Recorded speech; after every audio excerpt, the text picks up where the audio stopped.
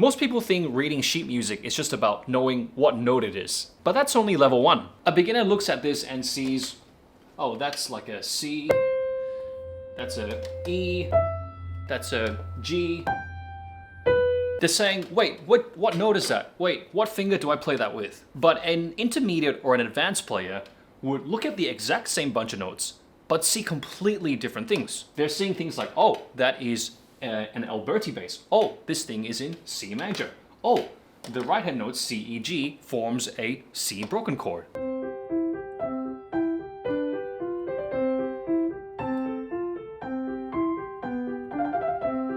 Same piece, but completely different eyes. In this video, I want to show you 5 levels of reading sheet music. From someone who's just seeing merely notes, to someone else who is seeing things like patterns and chords. If you're someone that can read notes but still learn pieces painfully slowly, this video will help to explain why. I'm gonna use the same Mozart passage for these 5 levels, and I want you to see what level of reading are you at and what kind of things do you need to learn to upgrade yourself to the next level. Level 1, the note decoder. The main question they ask is, what note is this? So the level 1 note reader is likely not playing hands together straight away. They're looking at individual notes.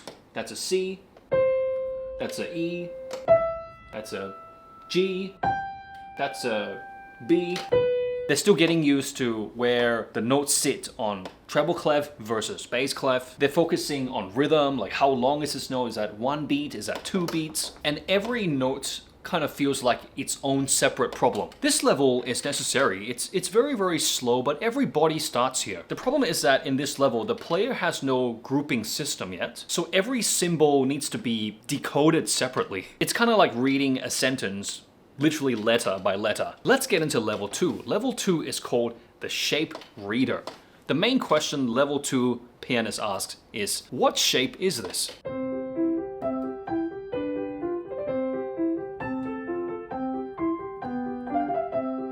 This is where it starts to get interesting. Remember in level 1 where the pianist was looking at, that's a C, that's an E, next one is a G.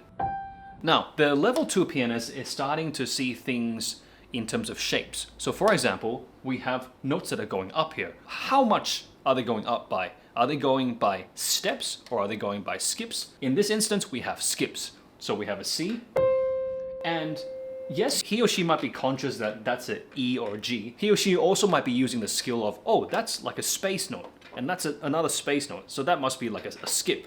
I don't need to consciously think, that's an E. That's just like a skip up, and then another skip up. In this way. So in this level, you're thinking about things like, is it going up? Is it going down? Is it going in steps? Or is it going by skips? How much distance is between the notes? So for example, here in bar 2, after the G, this bit here, that's quite a big jump, but the shape reader might sort of look at that G and go, oh, that's a big jump. But because I've maybe played other notes before, that looks like a shape of a sixth, so I can safely jump from that G to the B. Even in this left-hand part, we have sort of a shape of bottom, top, middle, top.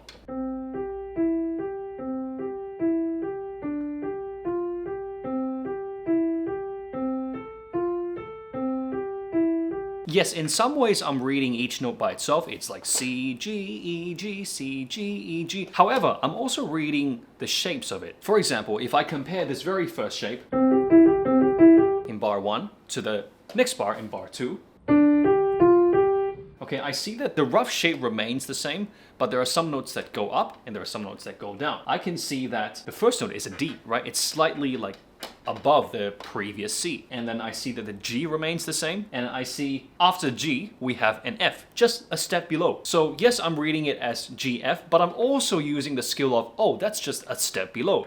So if I don't want to read that that's an F, I can just think that's a step below. So I'll just use the finger next to it. This is the first big step towards faster reading and faster learning of notes. Once you know the starting note, understanding the shape, helps you to fast track and know what the next note is. The score becomes more visual and you're also using more of, I suppose, your sense of direction and your sense of distance to kind of at least estimate what the next note is, and you confirm it by using your note names. Level 3. Level 3 is called the pattern reader. The main question this person asks is, what familiar pattern is this?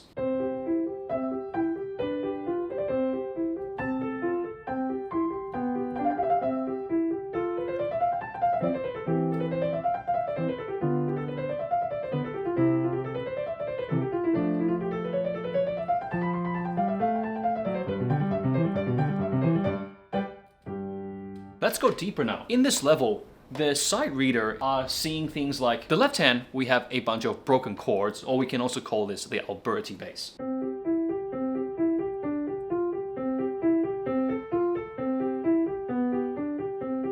This is actually a familiar pattern that I probably have already played before in other kinds of pieces, possibly in other Mozart or other Clementi or Haydn. So even though this could be a new piece for me, I've actually engaged with this kind of pattern many times before that allows me to play this decently on first go. And if we look at bar 5,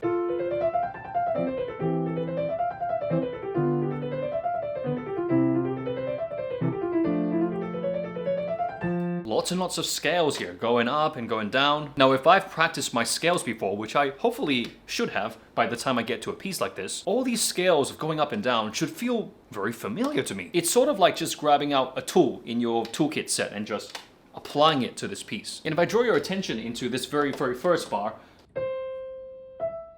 in the previous level, we recognized that that was a shape. But now we recognize this is a C major broken chord. Not only is it just going up, it's actually a broken chord. I've played this pattern before in other pieces. Level 3 starts to feel really fun because your music theory starts to become applicable in what you're learning. This is where like things like chords and your scales and your arpeggios, they don't just feel like academic extras. They're actually things that you literally see and you're applying as you're learning the piece. They help you to read faster, and they also help you to practice smarter because you're kind of seeing things more in chunks rather than like individual problems. Let's move on now to level 4. We're getting serious here. Level 4 is called the phrase reader. The main question they ask is, where is this phrase going? So here you're already recognizing patterns and you're actually kind of like stepping back even more. You're not just seeing 1-2 bars. You're actually kind of like seeing across 4 bars or maybe 8 bars. The note reading here is almost so guaranteed that what you're actually doing is, like, as I read that, you're kind of thinking more in terms of that whole 4 bars. There is a start to the melody, and in the middle of that phrase, there is a peak. This is the peak of the phrase. And that kind of completes like almost like a musical sentence. And here, I'm moving on to my next phrase. So in this level, you are seeing musical sentence. You're seeing where like kind of things start, where things ending. You're thinking about kind of like more musical aspects of the piece. For example, even questioning and answer. So questions and answer. If I move a little bit later into the music here, in bar 18, we have a very beautiful part, that's this.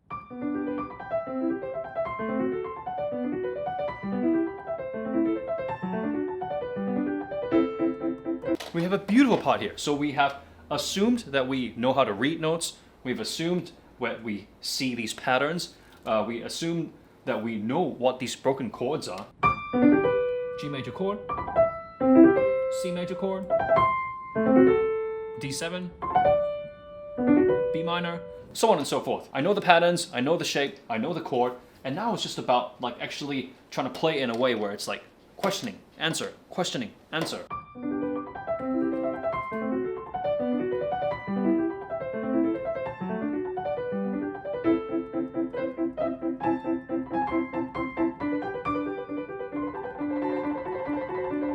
So in this level, I'm stepping back even more. I'm thinking about how things start, how things end. I'm thinking about not all notes are actually equally important. I'm very aware some are melodic notes, some are accompaniment notes. In this level 4, you're reading full sentences now. So you imagine, as I was saying, sort of in level 1, you're reading letter by letter. As you go to level 2 and 3, you're starting to read these words, right? You're starting to read the patterns. And in level 4, you're reading full musical sentences now. And there's even cadences to your sentences. Like, imagine if you're just reading a sentence. Let's say this sentence. I am reading this sentence. I am reading this sentence, right? Did you feel even in that sentence, there was kind of like a light rise in the middle? And as you finish that sentence, you almost get a little bit softer. I am reading that sentence. You don't say, I am reading that sentence, right? That would throw off that cadence. I am reading that sentence. That will feel a little bit funny. I am reading this sentence. I am reading the sentence. You're reading the words and there is sort of like a flow to it now. This is what you're doing with music at level 4. Let's move on to the final level, level 5. I call this the music architect. The question this reader is asking is, how is this music built? They're seeing things like the key, the harmony, the texture, the form, the style, the variation. So he or she is thinking like, oh, this piece is in C major. It starts very bright. We go to chord 4 here, an F major chord. And we have a 5-1 progression here. And as we play these scales,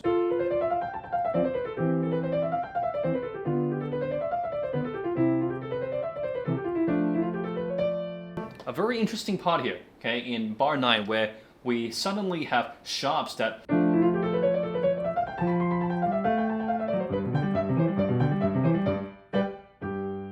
we have now moved into another key. We have modulated. We've modulated from C major to G major. So we're thinking about that. Key changes, C major to G major, and the reader is aware about that. So at this level 5, the music architect, you're actually playing this piece and you're thinking almost kind of like a composer. You probably have written some music yourself. You understand what makes a good melody. You understand what chord progressions are. You understand the function of scales. You know how to even modulate, which means to change key within your piece. If you are at this level, it's likely you would, let's say, read this. Let's say this is your first time reading this.